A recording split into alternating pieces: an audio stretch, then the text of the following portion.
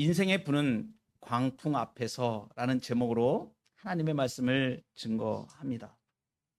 우리는 누구나 항해를 하고 있습니다. 그 항해에는 햇살 가득하고 평탄한 길도 있지만 그런 날이 없이 예고 없이 몰아치는 폭풍도 있습니다. 처음 신앙생활을 시작한 분들이라면 더더욱 이런 인생의 폭풍을 만날 때에 이런 생각이 들게 됩니다. 왜 이런 일이 나에게 일어나는 걸까? 하나님을 믿는다고 하면 모든 일이 잘 된다고 했는데 정말 하나님은 계시는 걸까? 내 삶에 부딪히는 문제, 이 문제 앞에서 회의가 들 때도 있습니다. 오늘 본문에도 그런 상황이 등장합니다. 바울이 로마로 향하는 배를 타고 항해하던 중 광풍이 그들을 덮쳤습니다. 배에 탄 사람들, 경험 많은 선장도 있었고 상황을 판단하는 지휘관도 있었지만 결국 누구도 그 폭풍을 멈출 수가 없었습니다. 오늘 우리의 삶도 이와 다르지 않습니다. 내가 계획하지 않은 위기 속에 놓이고 어떨 때는 아무리 애써도 해결되지 않는 문제 속에서 방향을 잃을 때가 있습니다. 그러나 우리가 잊지 말아야 할 것은 이것입니다. 우리 인생의 키를 하나님이 쥐고 계신다는 사실입니다. 내가 항해를 결정하는 것이 아니고 하나님의 인도하심이 우리를 정확히 목적지로 인도하시는 것입니다. 그래서 오늘 설교를 통해서 폭풍 속에서도 끝까지 함께 하시는 하나님의 은혜를 발견하시기를 바랍니다. 저는 오늘 이 설교를 준비하면서 제 인생을 되돌아보며 이 말씀이 다시금 저의 가슴에 해절하게 박혀왔습니다. 내 삶에 이 말씀이 그대로 이루어졌기 때문에 너무나 소중한 말씀이어서 제가 정말 전심으로 여러분 앞에 이 설교를 드립니다. 하나님의 경고를 무시하면 안 됩니다. 사도 바울이 탄 배는 점점 겨울을 향해 가고 있었습니다. 당시 겨울 항해는 매우 위험했습니다. 그래서 바울은 성령의 감동으로 이 여행이 큰 위험을 초래할 것을 깨달았습니다. 그래서 백부장과 그 배의 선장에게 경고를 합니다. 지금 항해를 계속하면 화물과 배뿐만 아니라 우리 생명에도 큰 피해와 손해가 있을 것입니다. 바울이 이렇게 말한 것은 단순한 인간의 추측이 아니고 하나님께서 주신 지혜였습니다. 그런데 백부장은 이 바울의 말을 듣지 않습니다. 무엇을 더 귀를 기울입니까? 선장의 말에 귀를 기울입니다. 왜냐하면 그 사람이 지식이 더 많은 것으로 생각됩니다. 그래서 그 선장들의 말을 듣고 선주의 말을 듣고 그대로 따라서 하나님의 경고의 말씀을 듣지 않고 항해를 하게 됩니다. 그러니까 이들이 하나님께서 주신 경고의 음성을 외면하고 인간의 판단을 따라 항해하기로 계속 결정을 하는 것이죠. 우리의 삶도 이와 똑같습니다. 내 경험이나 내 눈앞에 보이는 유익을 기준으로 하나님의 말씀을 뒤로 미루고 결정하기 시작합니다. 그래서 우리의 삶에 이러한 폭풍과 항해를 만나는 길로 가게 된다는 사실이에요. 그러나 우리가 기억해야 될 게 있습니다. 인간의 판단이 아무리 논리적이고 합리적으로 보여도 하나님의 음성을 외면하면 결국 위험에 빠진다는 사실입니다. 저의 인생에서도 젊은 시기에 이러한 인생의 굉장히 큰 고비를 여러 번 당했습니다. 내 생각과 지식을 앞세워서 내가 결정하는 것들을 하나님의 경고를 무시하고 그 길로 갔을 때 얼마나 큰 폭풍을 만나는가. 저의 삶에서 너무나 그것들을 뼈저리게 보았습니다. 믿음의 길은 우리의 상식과 때로는 어긋나 보일 때가 많습니다. 그렇지만 하나님의 말씀은 언제나 우리를 가장 안전한 길로 인도하십니다. 풍랑이 오기 전에 지금 바울을 통하여서 이 경고를 주셨던 것이죠. 근데 그 경고는 무시되었습니다. 오늘 우리의 삶에도 하나님이 경고를 주실 때가 있어요. 어떤 것이 경고인가? 하나님은 정말 세밀하게도 우리의 수준에 맞게 우리의 삶 속에서 자꾸 경고를 보내십니다. 어떤 일들이 있습니까? 뜻대로 내 일들이 풀리지 않는 그러한 막히는 일들이 하나님의 경고일 수 있습니다. 계속해서 반복되는 실패를 경험할 수 있습니다. 좌절할 수 있습니다. 그것이 하나님의 경고일 수 있습니다. 내가 믿고 따랐던 지식, 내가 옳다고 생각했던 그 전문 지식을 가지고 그 정보를 믿고 무언가를 했는데 그것이 틀렸다는 사건이 우리에게 일어날 수가 있어요. 그 사건 자체가 하나님이 우리를 깨닫게 하시는 경고의 사인입니다. 이런 모든 것은 어떤 말씀이냐면 하나님께서 지금 너 지금 위험하니까 그 가는 길 멈추고 다시 생각해봐. 하나님의 뜻이 무엇인지 다시 초점을 하나님께 돌려보라는 사인을 자꾸 주시는 거예요. 그래서 우리에게 막히는 일들, 내가 확실하다고 생각하고 지식을 갖고 전문 지식을 갖고 나는 자신 있게 임했는데 무언가 벽에 부딪혔을 때 그것은 하나님이 우리를 깨닫게 하시는 경고의 사인입니다. 하지만 우리는 그것을 자주 무시하거나 그냥 내 능력으로 해결해 보려고 합니다. 아니면 그냥 상황 탓으로 돌려버립니다. 이런 어쩔 수 없는 상황이었어. 이렇게요. 또는 더 심한 경우에는 하나님을 원망하기도 합니다. 내가 이만큼까지 이렇게 열심히 했는데 하나님은 도대체 무엇을 하시는 거야? 이렇게 우리의 마음에 참 힘든 그러한 부분들을 표현하는 우리의 표현들이 나올 수가 있어요. 그렇지만 그 사건 속에서 하나님은 원하시는 게 있어요. 그냥 놔두면 완전히 망하는 대로 갑니다. 그래서 하나님께서 경고를 하시는 거예요. 창세기 19장을 보면 소돔의 멸망을 앞두고 하나님께서 경고하시는 게 있어요. 이제 소돔과 고모라 성을 완전히 멸하시기로 작정을 하셨습니다. 그래서 아브라함의 조카 롯을 통해서 경고를 보내시죠. 이제 이 소돔과 고모라 성을 멸망하게 할 거야. 그러니까 너희는 이 성에서 떠나라고 얘기합니다. 하나님의 경고의 말씀이 분명하게 들려지는 거죠.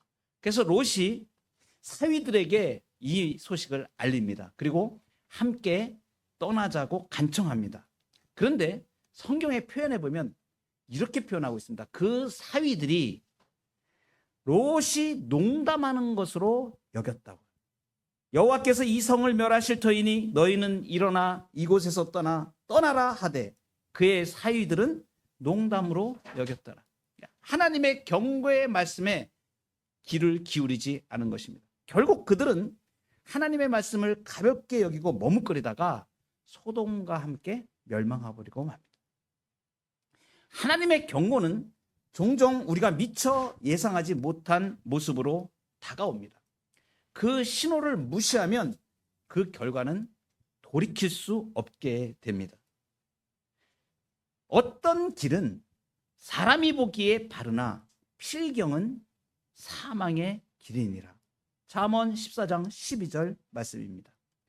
인간의 판단을 따라서 하는 것 아무리 그럴듯해 보여도 결국 하나님의 뜻을 벗어나면 파멸로 향할 수 있다는 경고의 말씀입니다. 하나님의 말씀을 다시 신뢰하는 믿음이 우리에게 필요합니다. 그래서 신앙은 결국 누구의 말을 따를 것인가 하는 결정입니다. 세상의 지식과 내가 가져왔던 경험을 따를 것인가 아니면 하나님의 뜻, 하나님의 말씀을 따를 것인가. 오늘 우리의 선택이 하나님의 말씀을 따라가는 믿음의 선택이 되시기를 축복합니다. 두 번째로는 하나님께서 그렇게 어려운 일들, 폭풍 같은 일들을 우리에게 왜 주실까?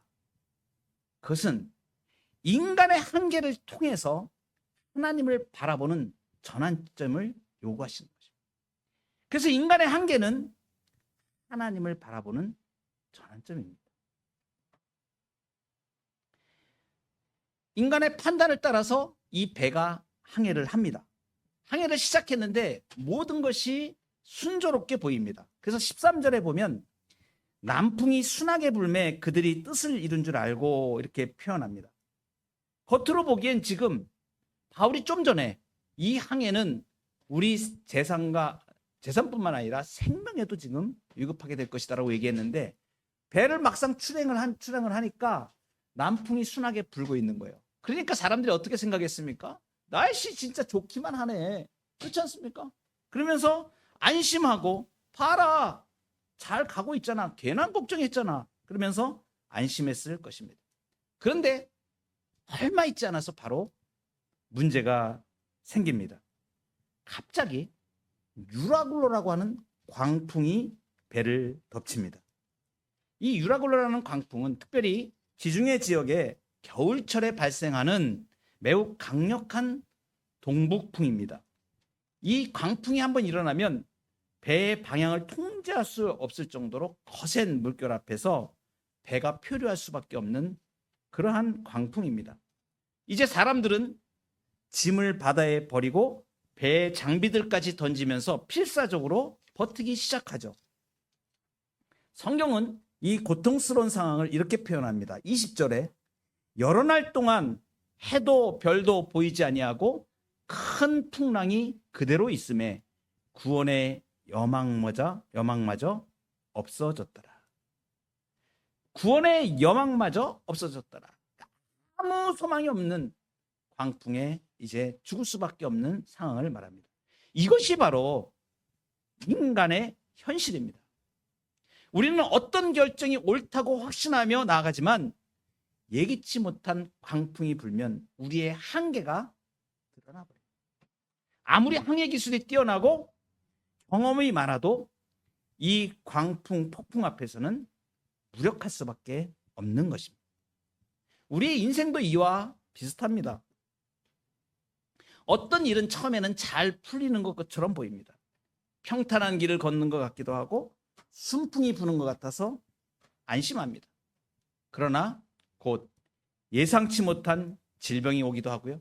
사고가 나기도 하고 실패를 하기도 하고 관계가 파탄되기도 합니다. 재정의 어려움 같은 문제에 부딪힐 수도 있습니다. 인생의 유라굴로가 몰아칩니다. 이때 우리는 인간의 연약함과 한계를 절감하죠. 저의 젊은 시기를 되돌아보면 이 말씀이 그대로 똑같이 저의 삶에 있었습니다. 젊은 시기에 정말 순풍이 부는 것 같아서 내 지식을 믿고 내 능력을 믿고 죽어라고 가장 사람들이 부러워하는 그러한 금융기관에 연봉도 대기업보다 몇 배가 높은 그러한 연봉을 받아가면서 정말 잘 나가는 것 같았어요. 폭풍이 불어칠 때에 그 폭풍 앞에서 한계를 느끼기 시작하는데 생각지 않은 인생의 절망의 공포를 제가 경험을 해서 롤러코스터라 그래요. 롤러코스터. 이렇게 막 올라갔다가 여러분 그 아이들 놀이기구 타는 거 있잖아요. 막 올라갔다가 떨어지는데 막 어질어질 하잖아요. 인생에서 그 일을 당하면 정말 죽을 것 같습니다. 가장 높은 데까지 올라갔다가 가장 인생의 비참한 대로 확 시궁창에 처박혀요. 그 상상할 수 없는 아픔이다. 그런 롤러코스터를 인생의 롤러코스터를 몇 번 타면서도 제가 왜 그것이 그런 뜻인지 하나님께서 자꾸 경고의 사인을 보내시는데 이 인생의 폭풍 앞에서 절망하게 되는 거예요. 경고의 사인 처음에는 작은 경고를 이렇게 보내주셔요. 그러다가 거기서 깨우치지 못하니까 그걸 깨우치게 하기 위해서 강력한 광풍을 인생에 나가죠. 그래서 그 큰 아픔에서 무릎을 꿇어서 그때야 비로소 내가 내 힘으로 안 되는구나. 나는 한계를 가진 사람이다. 하나님을 의지해야 되겠구나. 그래서 그때 하나님에 대해서 눈이 떠지기 시작합니다. 사람이 얼마나 우매한지 모릅니다. 내 지식과 내 경험과 이런 것이면 다 될 거로 생각을 해요. 그리고 그것을 꽉 붙잡고 그거 아니면 죽는 줄로 생각합니다. 하나님은 그걸 놓게 만드시는 거예요. 그걸 놓아야 하나님을 의지할 수가 있거든요. 하나님께서 더 큰 걸 주시기 위해서 네 손에 있는 것 그거 좀 놔라. 근데 그걸 그렇게 놓기가 힘들었던 거예요. 그러니까 하나님께서 깨닫게 하시기 위해서 삶의 폭풍을 보내셔가지고 알게 하시는 거예요. 여러분 이러한 장면들은 지금 우리를 이렇게 만드는 거예요. 인간의 한계 앞에 서게 될 때 비로소 우리는 하나님을 진지하게 바라보게 됩니다. 하나님은 때때로 우리가 이 자아를 의지하는 것 그리고 능력을 의지하는 것 그런 걸 내려놓기 위해서 폭풍을 허락하시는 거예요. 질병을 허락하시기도 하고. 그런데 그것은 우리를 징벌하시는 게 아니고 참된 믿음의 자리로 초대하시는 거예요. 오늘 이 말씀을 듣는 여러분 가운데서도 어떤 유라굴로 같은 광풍 속에 계신 분들이 있을 수 있습니다. 내가 감당할 수 없는 문제 앞에 방향도 알 수 없고 희망조차 보이지 않는 상황일 수 있습니다. 그런데 그것이 바로 하나님이 지금 우리를 부르시는 자리입니다. 그래서 시편 기자는 이런 고백을 하는 거예요. 하나님은 우리의 피난처시요 힘이시니 환난 중에 만날 큰 도움이시라.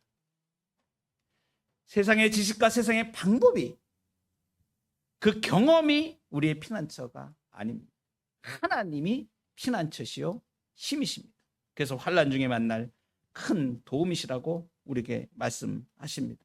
인생의 폭풍 앞에서도 무너지는 한계 속에서도 하나님만이 참된 피난처가 되십니다. 세상적으로 생각하면, 인간적으로 생각하면 구원의 여망이 사라진 바로 그 순간 하나님은 새로운 소망을 준비하고 계십니다. 마지막으로 하나님의 말씀은 광풍보다 강합니다. 우리는 인생에 부러지는 광풍, 폭풍, 문제 그것만 바라봅니다. 그런데 그것을 다 잠재울 수 있는 강력한 능력이 어디에 있으십니까? 하나님의 말씀에 있습니다. 사람들은 지금 며칠 동안 먹지도 못하고 해도 별도 보이지 않죠. 바다 위에서 계속 두려움이 있는데 나중에 보면 그 기간이 14일이 걸렸습니다. 그러니까 약 보름 동안을 정말 금방 배가 침몰할 것 같은 그 보름 동안 그 배에서만 그 사투를 벌인다고 생각을 해보십시오. 배에 있는 짐도 다 버려야 되고 뭐 뭘 먹을 수나 있겠습니까? 뭐 서로 다 힘을 써서 뭐 돛을 잡아야 되고 막 이렇게 해야 되니까 얼마나 힘이 들었겠어요. 이 배에 탄 모든 사람들이 지금 여기에 이렇게 힘들게 지금 있다는 사실을 좀 말하죠. 누구도 이 앞으로 벌어질 일이 어떤 일인지를 모릅니다. 마음속으로는 이제 다 생각했겠죠. 한 보름 정도 있을 때 보십시오. 이제 모든 게 다 끝났구나. 이제 구원의 여망이 없구나. 포기하는 것이죠. 절망하는 것입니다. 여러분, 제일 그 사람을 힘들게 하는 게 뭐냐 하면 막상 어려운 현실 폭풍 앞에 닥치면 그 현상보다도 더 심한 공포와 두려움이 사람을 지배하게 됩니다. 그러니까 자꾸 이 두려움과 공포 이것 때문에 사람이 절망하게 되고 힘들어지는 거예요. 그때 바울이 일어서서 외칩니다. 여러분, 그러니까 내 말을 듣고 항해하지 말았어야 되는 거 아닙니까? 이렇게 먼저 얘기를 해요. 이것은 정죄하려는 뜻이 아니고 무엇을 지금 말하냐면 하나님께서 경고의 사인을 보셨다는 거, 하나님의 말씀이 신실하다는 것을 확인시켜 주기 위해서 일부러 지금 바울이 이 말을 꺼냅니다. 그리고선 가장 놀라운 말을 전하죠. 22절입니다. 여러분, 이제는 안심하십시오. 여러분 가운데 아무도 생명을 잃지 않을 것입니다. 오직 배만 잃을 것입니다. 내가 속한 바, 내가 섬기는 하나님의 천사가 어젯밤 내 곁에 서서 말씀하셨습니다. 여러분, 이 고백을 한번 보세요. 어젯밤에 바울에게 하나님이 말씀하셨어요. 사도는 하나님의 말씀을 그대로 사람들에게 이렇게 전해줄 때에 하나님의 위로와 소망의 말씀을 전하는 것입니다. 이러한 사도와 같이 오늘도 하나님의 능력을 경험한 목회자를 통하여서 여러분들에게 지금 하나님의 말씀을 주시는 것입니다. 이 말씀은 단순한 위로의 말이 아닙니다. 무엇입니까? 하나님이 약속하셨다. 하나님이 이 폭풍 가운데 우리를 지키시로 약속하셨다. 배는 부서질지언정 한 명도 잃지 않겠다는, 어떻게 이것이 인간의 계산으로 지금 가능합니까? 불가능해 보이는 겁니다. 그런데 그 불가능을 지금 하나님은 약속하신 거예요. 그래서 바울이 확신에 찬 소리로 이렇게 덧붙이는 겁니다. 25절입니다. 나는 내게 말씀하신 대로 그대로 되리라고 하나님을 믿노라. 하나님을 믿노라. 여러분, 강풍은 지금 현실입니다. 배는 실제로 흔들리고 금방 침몰할 것 같습니다. 그런데 하나님은 그 순간에 사람들에게 보이지 않습니다. 근데 그 보이지 않는 하나님의 약속을 더 확실한 현실로 지금 믿는 것입니다. 세상 사람들은 지금 눈앞에 보이는 형상, 이 상황에 압도돼 가지고 두려워하고 있지만 바울은 보이지 않는 하나님이 하신 말씀을 붙잡고 폭풍 가운데 담대히 서 있습니다. 오늘 우리도 이와 똑같은 상황을 살아갑니다. 삶의 배가 흔들리고 상황이 암담합니다. 그런데 하나님의 약속은 절대 흔들리지 않습니다. 두려워하지 말라. 내가 너를 도우리라. 이 하나님의 말씀, 약속의 말씀을 우리가 붙잡는 것입니다. 하나님은 사람이 아니시니 거짓말을 하지 않으시고 인생이 아니시니 후회가 없으시도다. 어찌 그 말씀하신 바를 행하지 않으시며 하신 말씀을 실행하지 않으시랴. 광풍이 아무리 거세도 하나님의 말씀이 우리 안에 살아있다면 우리는 그 하나님의 보호하심을 입을 수 있습니다. 바울은 지금 풍랑이 사라진 후에 담대해진 것이 아닙니다. 풍랑이 여전히 지금 휘몰아치는 그 순간에 하나님을 바라본 것입니다. 그리고 그 약속을 붙잡는 것입니다. 오늘 여러분에게도 이런 믿음이 자라나기를 간절히 축복합니다. 하나님의 말씀은 유라굴라보다 강합니다. 그 약속은 결코 헛되지 않습니다. 인생의 폭풍 앞에서 하나님의 경고의 사인을 받을 때 우리의 한계점에서 하나님을 바라보고 하나님의 약속의 말씀을 굳게 붙잡는 저와 여러분의 삶이 되기를 축복합니다.